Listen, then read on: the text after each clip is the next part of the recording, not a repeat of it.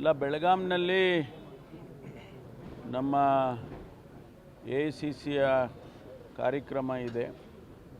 ಗಾಂಧಿ ಬೆಳಗಾವಿಗೆ ಬಂದು AICC ಸೆಷನ್ನಲ್ಲಿ ಪ್ರಥಮ ಬಾರಿಗೆ ಅಧ್ಯಕ್ಷರಾಗಿ 100 ವರ್ಷ ಕಳೀತಾ ಇದೆ. ಅದಕ್ಕಾಗಿ ಅದರ ಸೆಲೆಬ್ರೇಷನ್ ಶತಮಾನೋತ್ಸವದ ಕಾರ್ಯಕ್ರಮ, ಅದಕ್ಕಾಗಿ ಈಗ ಎಲ್ಲ ತಯಾರಿ ನಡೆದಿದೆ. ಹುಬ್ಬಳ್ಳಿಯಲ್ಲಿ ಒಂದು 3 ಪೊಲೀಸ್ ಸ್ಟೇಷನ್ಸನ್ನು ಉದ್ಘಾಟನೆ ಇದೆ, ಆ ಕಾರ್ಯಕ್ರಮಕ್ಕೆ ಬಂದಿದೆ. ಮತ್ತು ಬೆಳಗಾಂನಲ್ಲಿ ಇಲ್ಲಿಂದ ಬೆಳಗಾಂಗೆ ಪ್ರತಿ ದಿವಸ ಓಡಾಡಿಕೊಂಡು, ಯಾಕೆಂದರೆ ಅಲ್ಲಿ ಅಕಾಮಿಡೇಷನ್ನು ಎಲ್ಲ ನಮ್ಮ ಡೆಲಿಗೇಟ್ಸ್ಗೆ ಮಾಡಿದ್ದೇವೆ. ಹಾಗಾಗಿ ನಾನು ಇಲ್ಲೇ ಇದ್ದುಕೊಂಡು ಪ್ರತಿ ದಿವಸ ಇಲ್ಲಿಂದ ಓಡಾಡ್ತೇನೆ. ಎಲ್ಲರೂ ಬರ್ತಾರೆ, ಇಡೀ ಕಾಂಗ್ರೆಸ್ ಸಮುದಾಯ. ಶ್ರೀಮತಿ ಸೋನಿಯಾ ಗಾಂಧೀಜಿಯವರು, ರಾಹುಲ್ ಗಾಂಧೀಜಿ, ಆಮೇಲೆ ನಮ್ಮ ಅಧ್ಯಕ್ಷರಾಗಿರ್ತಕ್ಕಂಥ ಮಲ್ಲಿಕಾರ್ಜುನ್ ಖರ್ಗೆಜಿಯವರು ಮತ್ತು ಪ್ರಿಯಾಂಕಾ ಗಾಂಧಿಯವರು, ಇಡೀ ವರ್ಕಿಂಗ್ ಕಮಿಟಿ ಸದಸ್ಯರುಗಳೆಲ್ಲ ಬರ್ತಿದ್ದಾರೆ. ಇಡೀ ನಮ್ಮ PCC ಅಧ್ಯಕ್ಷರುಗಳು, ಎಲ್ಲ ರಾಜ್ಯದ PCC ಅಧ್ಯಕ್ಷರುಗಳು, CLP ನಾಯಕರುಗಳು, ಆಮೇಲೆ ಮೆಂಬರ್ ಆಫ್ ಪಾರ್ಲಿಮೆಂಟ್ಸ್, ನಮ್ಮ ಪಕ್ಷದ ಪಾರ್ಲಿಮೆಂಟ್ ಮೆಂಬರ್ಸು, AICC ಫಂಕ್ಷನರೀಸು, ಇಷ್ಟು ಜನ ಎಲ್ಲ ಭಾಗವಹಿಸ್ತಾರೆ. ಇದು ಒಂದು ಐತಿಹಾಸಿಕವಾದಂಥ ಕಾರ್ಯಕ್ರಮ. ಅದಕ್ಕಾಗಿ ನಾವು ಇದನ್ನು ಸೆಲೆಬ್ರೇಟ್ ಮಾಡ್ತಾ ಇದ್ದೀವಿ.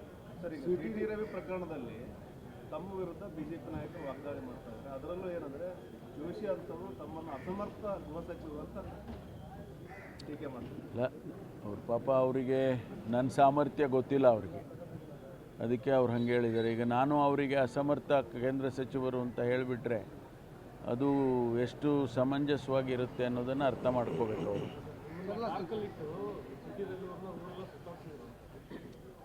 ನೋಡಿ, ನಾನು ಈಗ ಅದ್ರ ಬಗ್ಗೆ ಹೆಚ್ಚು ವ್ಯಾಖ್ಯಾನ ಮಾಡೋಕ್ಕೆ ಹೋಗೋದಿಲ್ಲ. CIDಗೆ ತನಿಖೆಗೆ ಆದೇಶ ಮಾಡಿದ್ದೇನೆ.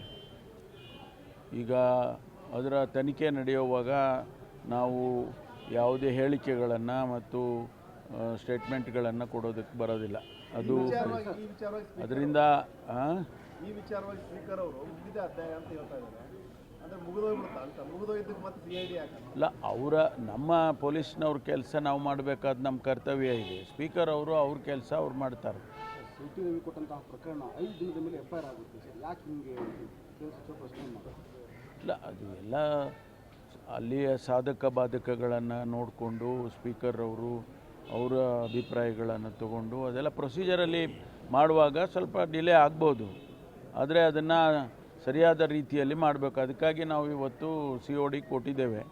ತನಿಖೆ ಮಾಡಿ ಅದರಲ್ಲಿ ಏನಿದೆ, ಏನು ಸತ್ಯಾಸತ್ಯತೆಯನ್ನು ನೋಡಬೇಕಲ್ಲ. ಕೆಲವರು ಹೇಳ್ತಾರೆ ಈಗ ಅವ್ರು ಹೇಳಿದ್ದಾರೆ ನಾನು ಆ ರೀತಿ ಹೇಳಲೇ ಇಲ್ಲ ಅಂತ ಹೇಳಿದ್ದಾರೆ ರವಿಯವರು.